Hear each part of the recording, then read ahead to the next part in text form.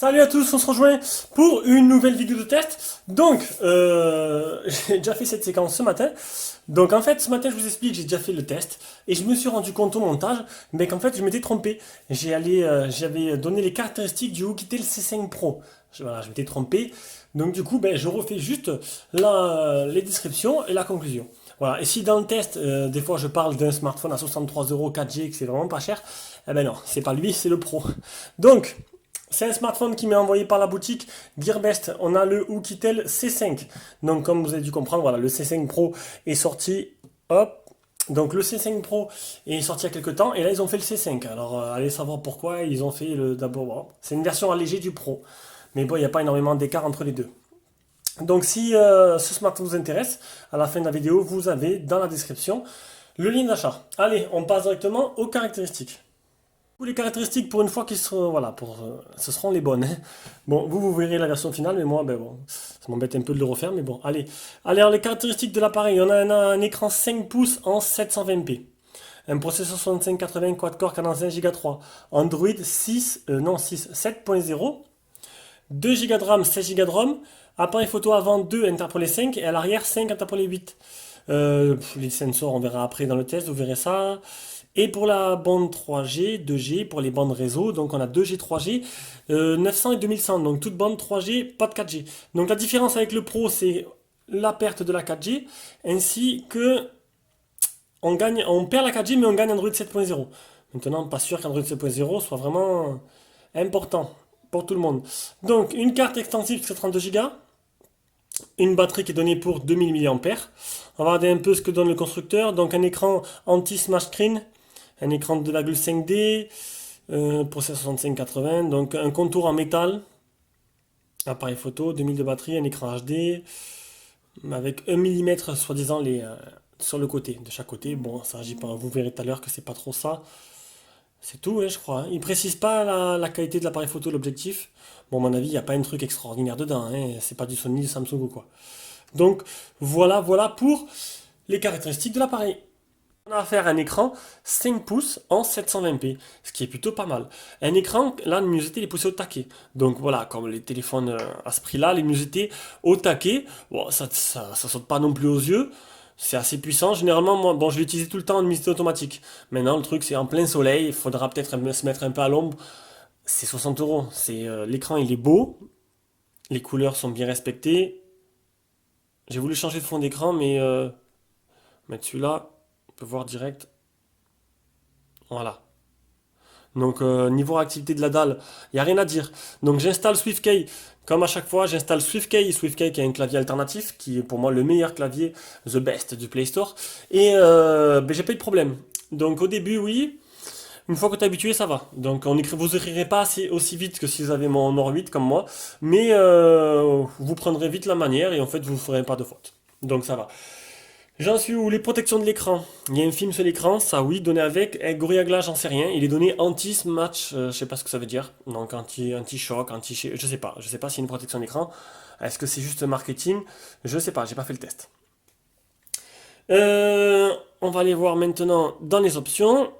Affichage de Miravision. Donc mode standard, mode brillant pour les couleurs. Et le contraste dynamique. Est-ce que ça va changer quelque chose? Je vois pas à chaque fois. Tac, on va activer. Oui, ça marche bien. On accentue le contraste pour donner une plus belle image. Après, le screen touch test. Non, là, on peut voir que c'est nickel. Et on finit par l'application Display Tester.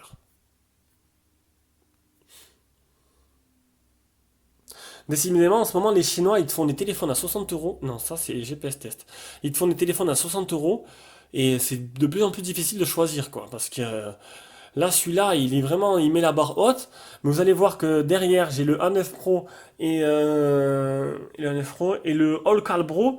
Pour 60 euros, vous avez, il y a 15 Go de RAM, il y a double appareil photo, il y a le capteur d'empreinte devant qui marche très bien.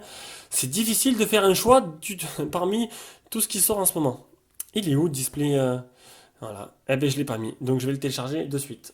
Voilà, allez, ça c'est fait. Donc, on va aller voir les couleurs. On va essayer de s'enlever du champ. Hop. Donc, pas de fuite de lumière. Les couleurs sont plutôt jolies.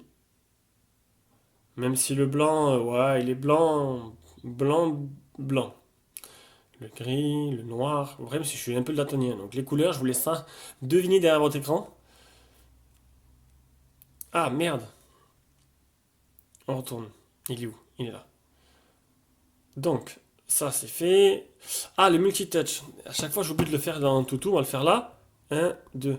Deux touches. Donc seulement deux touches. Après, est-ce que ça vous gêne ou vous gêne pas? C'est à vous de voir. Et les photos réelles pour voir un peu ce que ça, la qualité de l'écran. Allez, on va essayer de mettre. Est-ce que le Nord 8 va s'en sortir? Voilà, bien.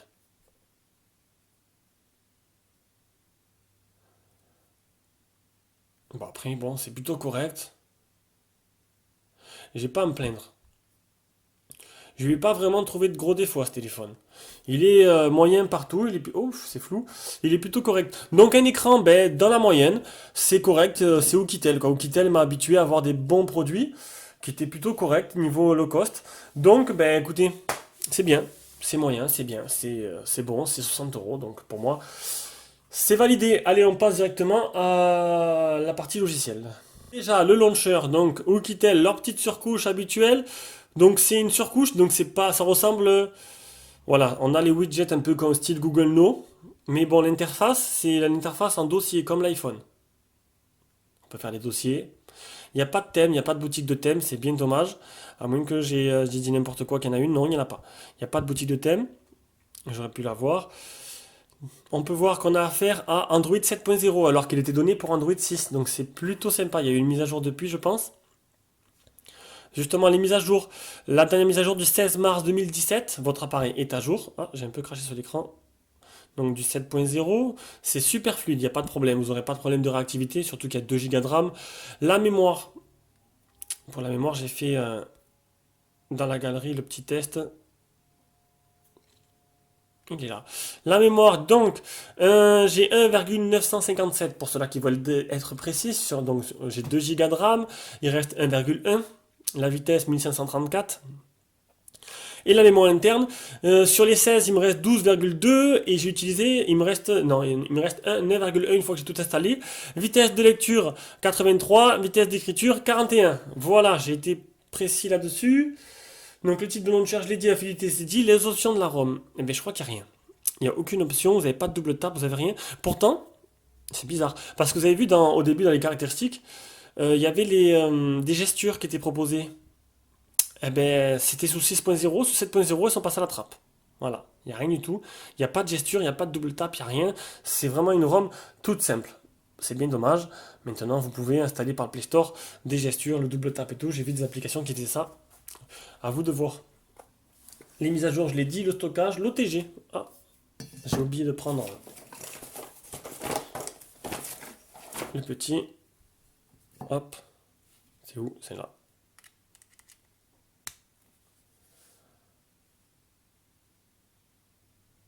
Donc, il n'est pas OTG. Ça, c'est fait. L'anti-malware. La galerie. Alors, la ROM est propre. Aucun malware trouvé. Et l'appli Phone Tester. Est-ce que je l'ai bien installé celle-là? Pour voir les capteurs du téléphone. Décidément, j'ai aussi oublié de l'installer. Voilà, donc les capteurs du téléphone, on a l'accéléromètre, capteur de lumière, capteur de proximité. Et c'est tout. Le capteur de lumière proximité, il est là. Et c'est tout. Il n'y a pas de gyroscope, il n'y a pas de boussole, il n'y a rien du tout. C'est un téléphone premier prix. Donc, partie logicielle, c'est bon. Donc, rien de spécial. Bon, il y a sans fioriture, quoi. C'est basique, c'est simple. Mais c'est fluide et c'est ce qu'on attend d'un téléphone à ce prix-là. Allez, on passe à la partie performance. On commence avec les benchmarks. Pour commencer, on a le Antutu qui était à 23 760. Après, le Epic Citadel 43,9 qui est un bon résultat. 802 pour le Geekbench.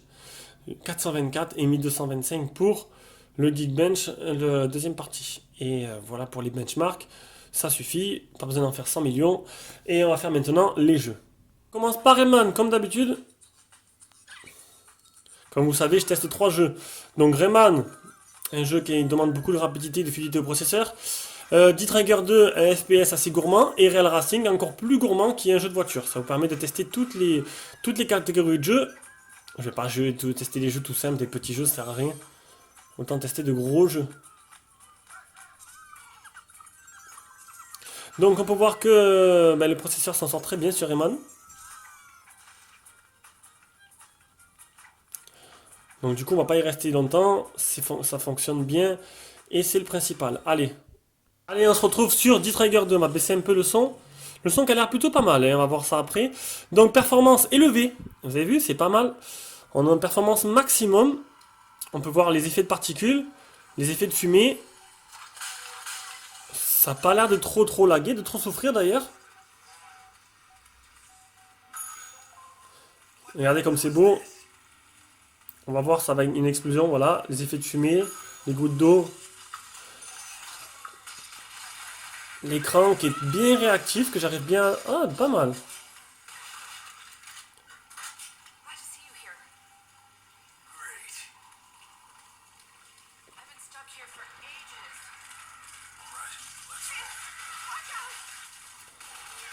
Je vous rappelle que si vous voulez acheter le téléphone, vous avez le lien directement dans la description de cette vidéo. Ce serait sympa de passer par nos liens.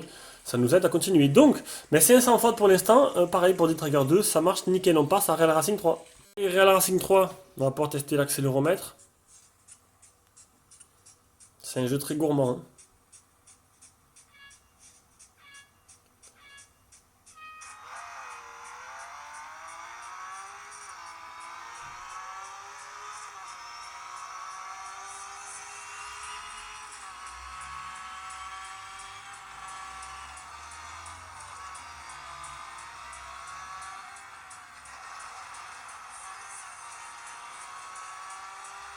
Et ça lag pas non plus.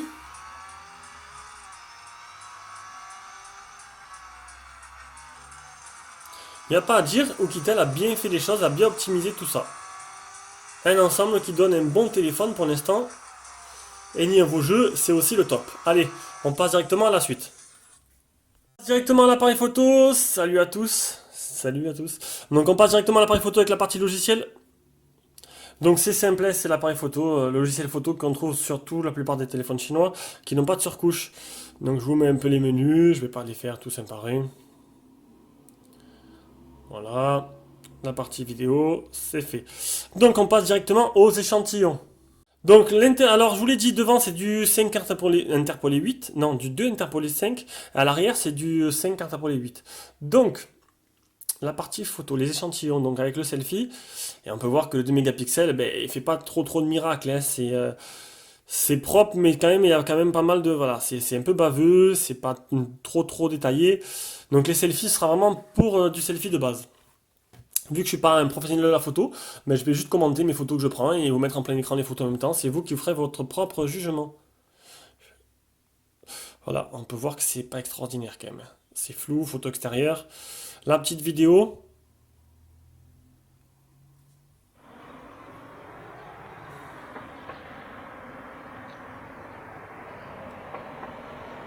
ça lag pas, c'est plutôt correct.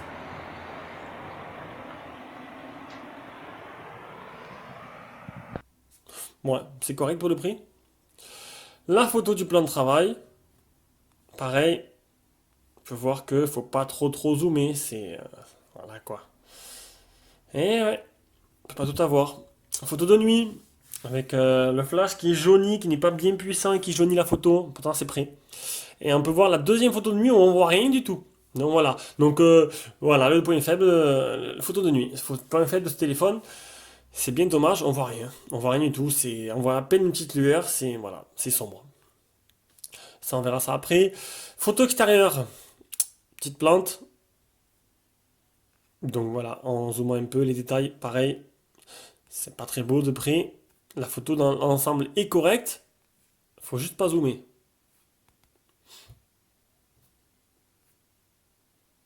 Sinon j'en ai pris trois, j'avais pas vu. Mais sinon, ça va, dans l'ensemble, comme ça doit pas trop mal sur l'écran. Après, c'est sûr que bon, dès qu'on zoome. Le petit déballage, avec les photos du déballage, on peut voir Donald. Bon, c'est sûr quand il y a de la bonne lumière, c'est déjà mieux. Regardez. Ouais. Il y a eu mieux quand même, hein. J'ai quand même eu mieux sur sur ce tarif-là.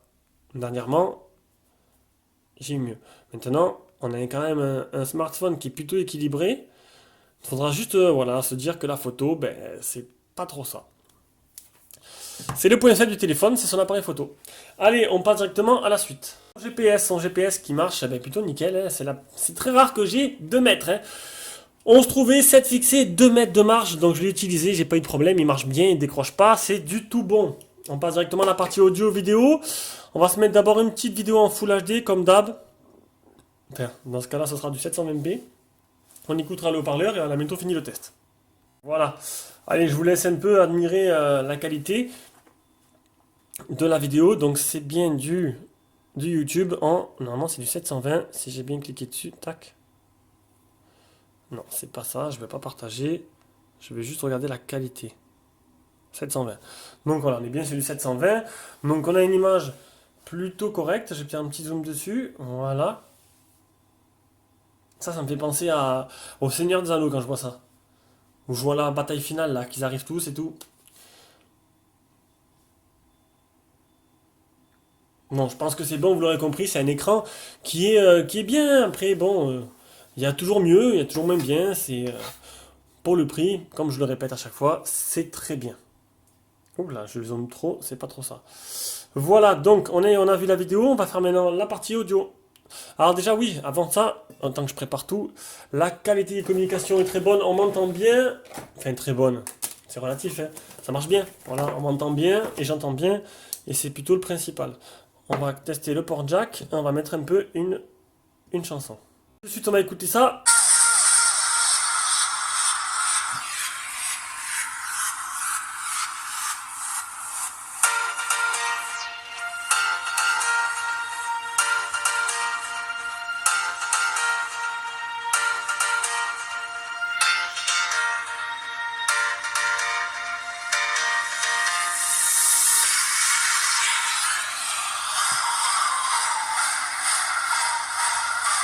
Bon, je suis pas un pro du son non plus, mais ben, je le trouve plutôt puissant. Puissant, clair, précis, et ben, ça me...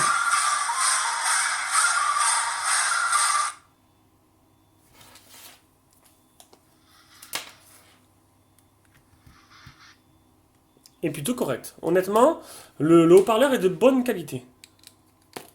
Allez, le port jack.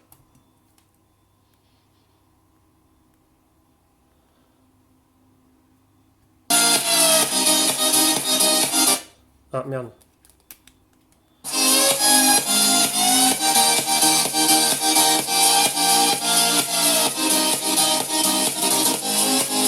Le port jack c'est bon. Il n'a pas de grésillement. Pas de faux contact. C'est le principal. Alors, ben écoutez, le son c'est parfait, l'image c'est bien. Donc rien à dire là-dessus. On continue par l'autonomie. Donc une batterie donnée pour 2000 mAh. Vous l'avez vu tout à l'heure que j'ai mesuré à 1927. Donc ça correspond vraiment. Comme quoi mon boîtier il marche plutôt pas mal. Donc 1937. Donc c'est avec presque les 2000 annoncés. C'est plutôt bien. Maintenant en conditions réelles. Déjà le test PC marque 4h50. C'est dans la moyenne. En conditions réelles, j'ai utilisé 73% en 16 heures. Donc une batterie assez endurante.